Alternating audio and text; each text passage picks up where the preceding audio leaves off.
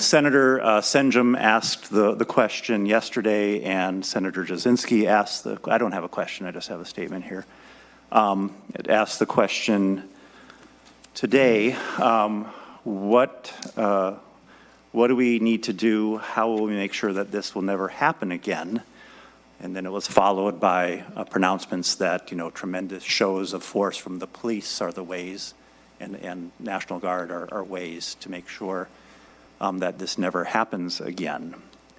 I also want to know how to make sure something like we experienced in this last month will never happen again. Why was there civil unrest? Why was there a breakdown in the social contract? Why were the Minneapolis police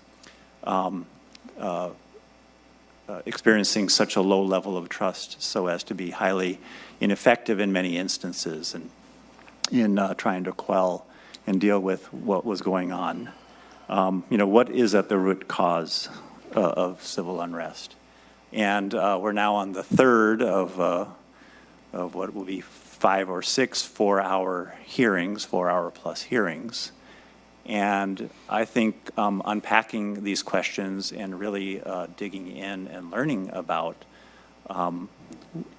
what the citizens of this state are feeling and experiencing and asking us for would be a tremendous use of 20 plus hours of our time. And we're not doing that. And I think that's a shame.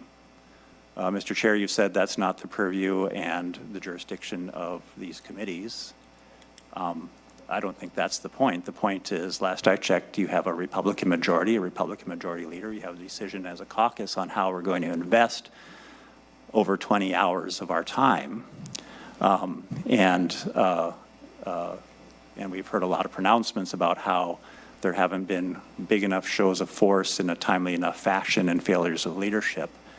It would be great to really understand why people were so upset to feel pushed to the point of desperation, and why there was rioting and looting and what happened. Both why it happened, the murder of George Floyd wasn't in a vacuum.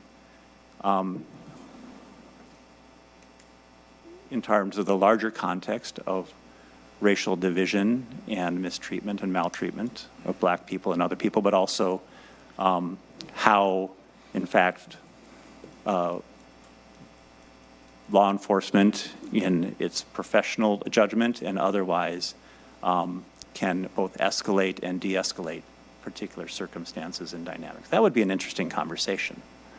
But I feel like we spent a lot of time kind of flogging a dead horse here, not really getting to any information that's actually interesting to what the people of Minnesota really want us to talk about, which is why are there so many people who feel fundamentally disrespected, who feel like they're discriminated against, who feel like they're treated poorly by law enforcement, who feel like there are instances in which people of their community, of our community, of the Minnesota family who are killed in our name by our own government. And we're not doing that. And Mr. Chair, I think that's just a shame.